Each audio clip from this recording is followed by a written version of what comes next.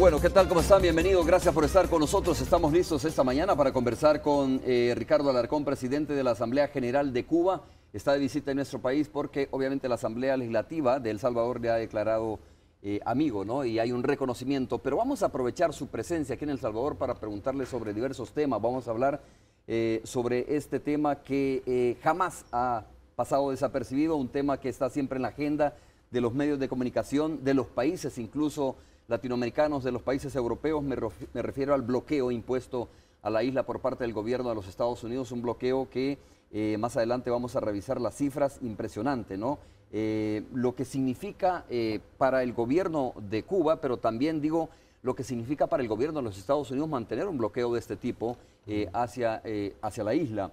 Vamos a hablar también, por supuesto, sobre las elecciones del próximo mes de febrero. Si mal no tengo entendido, el próximo mes de febrero hay elecciones generales en Cuba para elegir a los parlamentarios o a los diputados que son los encargados al final, mire usted, de nombrar al nuevo presidente de la isla, ¿verdad? De las máximas autoridades de la isla. Y hay otros temas también. Los 5 cubanos que están detenidos en los Estados Unidos acusados de espionaje. Vamos a conocer también cómo continúa esta lucha de parte del gobierno de Cuba para lograr la liberación de estos cubanos que están detenidos, digo, acusados de espionaje según el gobierno de los Estados Unidos. Don Ricardo, muchas gracias por estar con nosotros. Un gusto tenerle aquí en los estudios de Hechos AM, Canal 2. Encantado de estar con usted. Bueno, mire, quería comenzar esta entrevista recordando un poco esta cifra, esta cita que en su momento pronunció el Papa Juan Pablo II. Dice que Cuba se abra al mundo para que el mundo se abra a Cuba. Esto fue declarado precisamente por Juan Pablo II en enero de 1998 en La Habana, durante la primera visita que el Papa hizo a Cuba y que marcó, por supuesto, una nueva relación entre la Iglesia y la isla y las autoridades y el pueblo cubano en términos generales. Esta cita del Papa Juan Pablo II sin duda tenía que ver también mucho con el bloqueo que continúa afectando a la isla, y año con año, tras votaciones en Naciones Unidas, son más los países que se suman precisamente pidiendo que se levante este bloqueo. Solo le doy un dato: en la Asamblea General de Naciones Unidas, precisamente la más reciente, hubo 188 países que votaron a favor de terminar el embargo contra la isla, y de 193 países que estaban reunidos precisamente, ¿no? Hubo 2 abstenciones y, por supuesto, los Estados Unidos, Israel y Palau, que son los 3 países que se opusieron a levantar el embargo o el bloqueo hacia la isla. Y bueno, creo que es la primera pregunta, señor Alarcón, que nos haga un recuento de cómo de verdad se ha venido manejando este tema del embargo, el bloqueo, y cómo de verdad está afectando no solo a la isla, sino también al gobierno mismo de los Estados Unidos en términos de sus relaciones internacionales, en términos, por supuesto, de lo que le cuesta a Estados Unidos mantener este bloqueo. Claro, porque... Bienvenido, muchas gracias por estar. Muchas gracias otra vez. 188 países votaron a favor, y la verdad es que para aumentar la votación habría que crear nuevos países, porque eso es las Naciones Unidas completas. ¿Por qué lo hacen? Porque también ellos son afectados.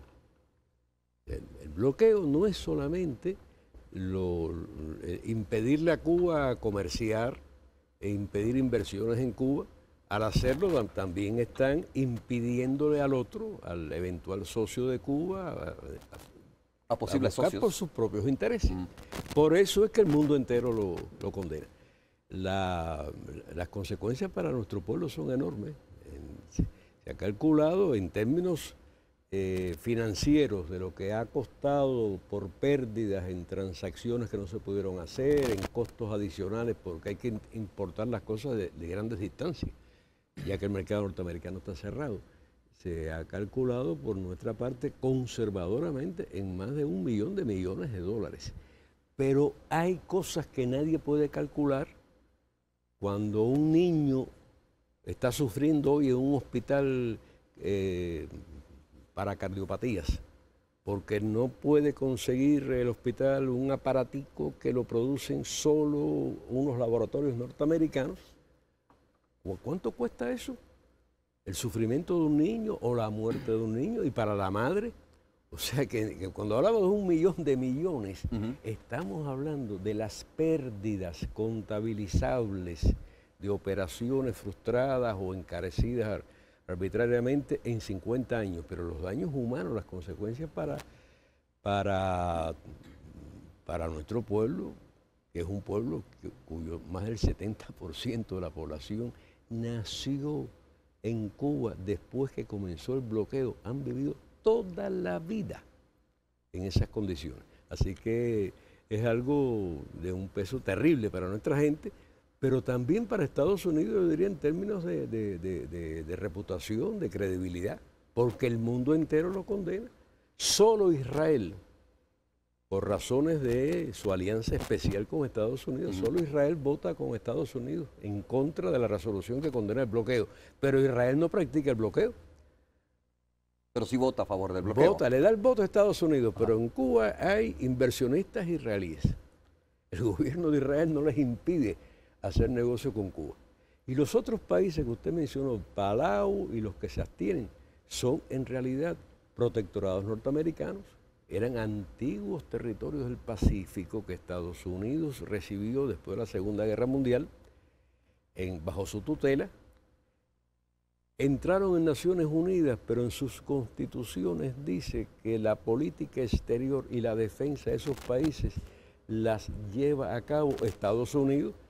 Si Estados Unidos es el que ejerce la política exterior de Palau, por supuesto que va a votar con Estados Unidos. Señor Alarcón, lo que no se comprende, lo digo con mucha ignorancia, ¿no? ¿Cómo es posible de que si de estos países reunidos recientemente en Naciones Unidas, de 188 países, de 193 países, mejor dicho, 188 países están en favor de que se levante, que condenan prácticamente el bloqueo contra la isla? Digo, si hay una mayoría abrumadora de países en favor de que se levante el bloqueo, bueno, ¿por qué no se levanta todavía? O sea, ¿cuántos países más deberían de sumarse, que no quedan muchos, como usted dice, para que realmente Estados Unidos pueda levantar este bloqueo? Y usted me lo pregunta a mí. Sí, digo, porque obviamente... Eso hay que preguntarse a Estados Unidos. Sí, pero es lo que se pregunta a la población y quiere saber, ¿no? ¿Cuál es la posición de la isla respecto a ese tema? Había un gran poeta mexicano que fue Premio Nobel de Literatura que decía que la política norteamericana se define con dos palabras: arrogancia e ignorancia. La combinación de ambas cosas es terrible, es peor que una bomba atómica. Es una actitud de considerarse más allá del bien y del mal, todopoderoso, y que pueda desconocer lo que la gente piense, pero cada vez es más difícil. ¿Por qué? Porque además de los 188 países, hay otro que no cuenta, que no es el que vota allí, pero que sí siente y se expresa, que es el pueblo norteamericano. Los norteamericanos, es un ejemplo tremendo, los norteamericanos pueden viajar a cualquier parte del mundo. Pueden viajar a lugares donde hay incluso guerra. Pueden ir a Afganistán, pueden ir a Irak, pueden ir a Libia, pero no pueden ir a Cuba. Es el único país del mundo que les está prohibido, a pesar de que estamos con una proximidad geográfica muy cerca, estamos pegados uno al lado del otro, con una gran relación a lo largo de la historia por ese motivo. La razón que habría que preguntarse es por qué. Bueno, pero ¿qué más tendría que pasar entonces? Que el pueblo norteamericano cada vez más se da cuenta de que es una política absurda, que lo está afectando a él, que le impiden visitar un país que está en su inmediata vecindad, que le impide, qué sé yo, a los norteamericanos que les gusta el ballet, el Festival Internacional de Ballet que se celebra en La Habana todos los años, a donde asisten gente de todas partes del mundo, excepto norteamericanos, que ellos no pueden ir. Te digo eso como te puedo decir el béisbol, te puedo decir cualquier cosa. El clima, una tradición, los norteamericanos solían ir a Cuba en grandes cantidades antes de que empezara esta política. Pero Cuba es un país pequeño, su economía, su escala es muy pequeña, si vamos a compararlo con escala mundial. Y Estados Unidos es un país con una economía hasta cierto punto autosuficiente, que se puede dar el lujo de ignorar el criterio de la mayoría. Cuando yo era embajador en la ONU, yo me acuerdo cuando Estados Unidos impuso el aislamiento de Cuba en la OEA. ¿Tú recuerdas cuál era la razón fundamental que usaron? Ellos no quieren recordarla, pero yo quiero recordarla. Los vínculos de Cuba con China. ¿Tú te imaginas ahora a quién se le ocurriría intentar impedir que las naciones del hemisferio occidental tuvieran vínculos con China? ¿Se van agotando los argumentos para mantener el bloqueo? Yo creo que nunca existieron realmente, pero cada vez están menos creíbles para la gente. El bloqueo, no lo olvidemos, comenzó con una decisión norteamericana y está recogida en documentos desclasificados. Fueron secretos durante muchos años, pero hoy se pueden leer. Que era hecho para hacer sufrir a la gente en Cuba, para llevar a la gente a derrocar a su gobierno. Mi amigo, 50 años después de una política fallida, ya es tiempo de rectificar. Señor Alarcón, quiero entender muy bien cuál es, a ver, qué es lo que tiene que activarse, ¿no? Si me permite usted el término, o qué es lo que tiene que pasar, como le preguntaba, para que de verdad haya una reflexión, si se quiere llamar de esa manera, o que se le obligue, si se quiere llamar de esa manera, a que el gobierno de los Estados Unidos levante el bloqueo contra la isla de Cuba. Es decir, ya no es la votación, por supuesto, en las Naciones Unidas. Ya no es eso, más bien. Porque, como usted lo ve y se revisa los números, de 190 y tantos países, 188 votaron a favor de que se levante este bloqueo. Entonces, debería ser la protesta, la indignación del pueblo norteamericano la que obligue al gobierno a levantar este bloqueo. Sí, cuando el gobierno se dé cuenta que no le conviene políticamente seguir desafiando o enfrentando la opinión de su gente, que es así, en última instancia, la que cuenta en Estados Unidos, y es lógico. Vale.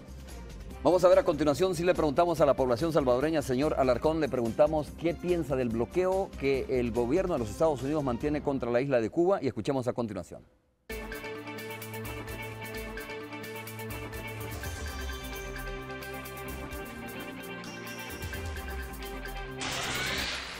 Según cómo se estén llevando de Cuba a Estados Unidos, tendría que verse cómo sería el Estado, cómo se está manteniendo de los dos para ver si ha sido justo o no ha sido justo ese bloqueo que han tenido.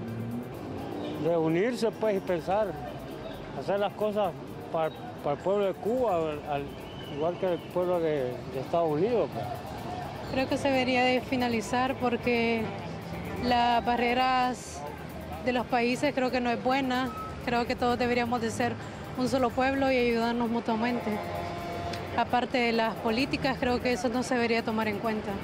Que Cuba ha sido víctima de un abandono en relaciones comerciales y no es posible. Pienso que tienen tanto derecho como cualquier otro país a interrelacionarse comercialmente con el mundo.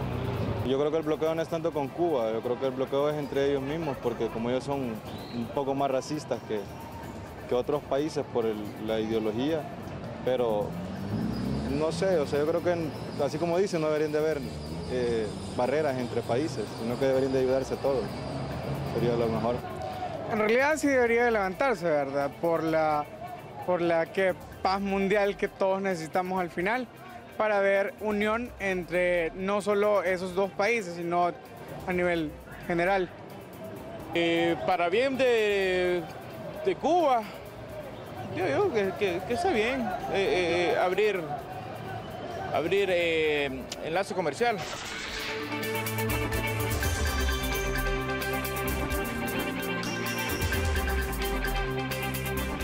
Muy bien, estamos conversando con Ricardo Alarcón, presidente de la Asamblea General de Cuba, que se encuentra a visita en nuestro país. Vamos a regresar en breve. Antes vamos con Carolina Mengíbar para actualizar el tráfico vehicular. Y cuando regresemos vamos a continuar hablando de este tema, porque el nuevo enfoque que el canciller, ¿no? Siempre hemos hablado del daño, obviamente, que el bloqueo causa al pueblo de Cuba, pero el nuevo enfoque también y un nuevo elemento es, bueno, ¿qué tanto daño causa? Y algo hablaba también el presidente de la Asamblea General de Cuba.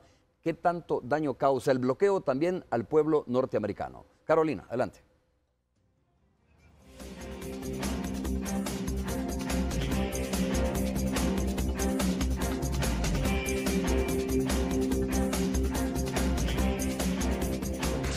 Gracias, Romeo, y como ya les adelantaba sobre ese accidente de tránsito que se ha generado en uno de los carriles auxiliares de la carretera panamericana, justamente enfrente del edificio bicentenario de Canal 12, ya está generando tráfico bastante pesado para nuestros amigos automovilistas quienes vienen desde Santa Tecla hacia la capital. En las redes sociales, pues los comentarios han sido constantes y la preocupación por quienes vienen tarde a su trabajo no ha podido faltar. Y no ha sido el único accidente de tránsito, ya que sobre el carril que conduce hacia Soyapango, sobre el Boulevard del Ejército, a la altura de Morsa, también se acaba de registrar otro accidente en el que se vieron involucrados 2 vehículos particulares, solo que en ese lugar aún no ha llegado la asistencia de la policía, por lo que los automovilistas piden que se apresuren para evitar mayores contratiempos en ese importante bulevar, mientras que hace tan solo 17 minutos también sobre la carretera de Los Chorros se reportan 3 vehículos, 3 buses con desperfectos mecánicos. Con esta información regreso contigo, Romeo. Nos vamos a una pausa comercial.